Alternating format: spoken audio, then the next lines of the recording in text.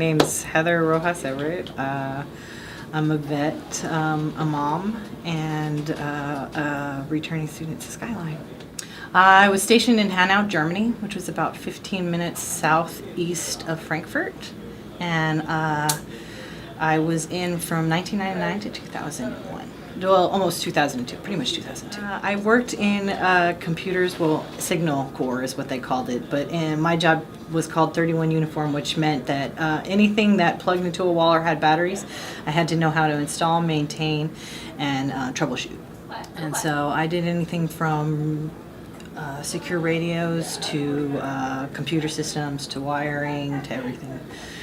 I had to say it was one of the best experiences I think I've ever experienced in my life. I mean, not in the sense of being sent to deployments, but the group of people I met and relying on the people that I met in the military. Even to this day, my best friend is my soldier buddy from Germany. We actually now both live here in San Francisco, and she's the godmother of my son. So, my job particularly, I was always surrounded by men. Always. I was pretty much the only female.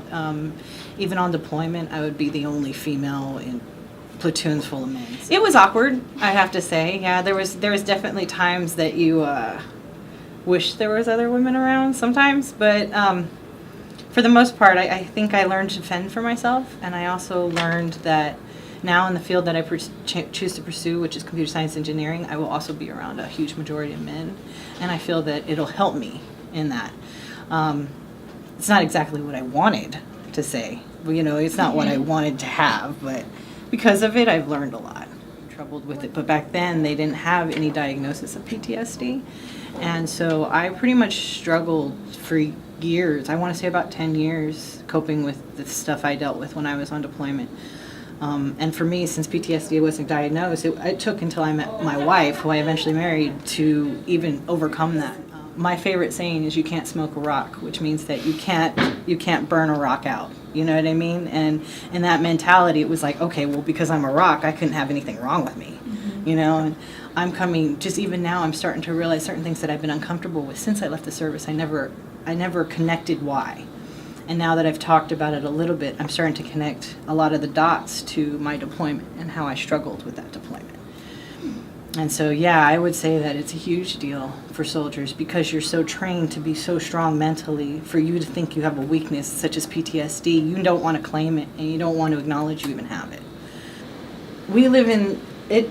It's the way for me, PTSD is the biggest thing to describe is that every day you live in America, you're comfortable. You know you're going to get up, you can get in your car, it's cool. It's different if you lived in an environment where you knew every day you'd get up and someone might blow up your house or you're getting bombed or something like that. It's a whole different mentality. And to rip somebody from that environment, even if it's not a soldier, just anybody who's had reside in that kind of environment and you put them in our environment, it's like, 100, 180, what the heck is going on? I'm okay? I'm not okay. There's something going on, let me look over my shoulders, And I feel with every single day they're a little bit more like, okay, I don't have to look over my shoulder every day. Okay, today, you know what? It's another step away from what happened, And I feel like, and that's why I say, give them some time. My wife had gone to the Women's March, last year? And I didn't want to go, and I couldn't figure out why.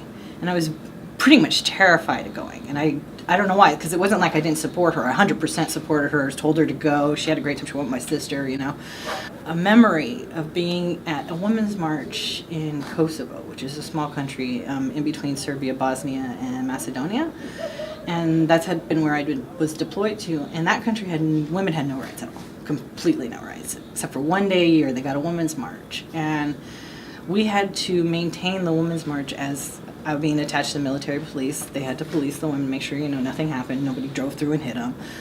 But because I was the only woman in the unit, when they released me into the crowd, the women were mesmerized because I was a woman who had freedom. And I was given so much freedom that I was given this weaponry and this, the radios and everything, and my unit trusted me. And at that point, I got surrounded and grabbed at. And I didn't think about it because, I didn't want to, nobody was trying to harm me. That wasn't what their intent was, but they were grabbing at weaponry and ammo and stuff. So I ended up having to call my unit to come save me from that. And by the time I was done, I had ripped clothes and they had detached some of the stuff on me. And I never thought about it because I never considered that a dangerous moment. But then when I look back upon it, I'm like, that scared me a lot. You know what I mean?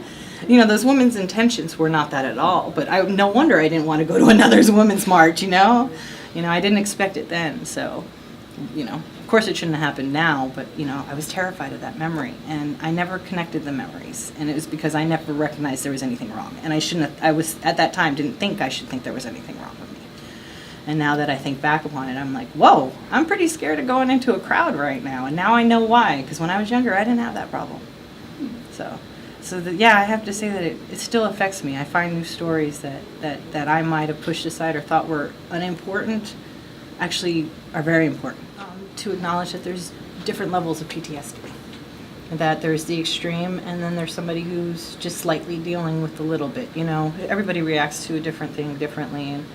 And recognizing that somebody who might just suffer slightly, seems like they suffer slightly from PTSD, is still suffering from PTSD just as much as somebody who might be extremely. And to recognize that there's different levels and that everybody needs to be treated with some help is the biggest acceptance now. Especially people, like I say, for the ones who get out with the mentality of I'm a rock and you can't smoke me.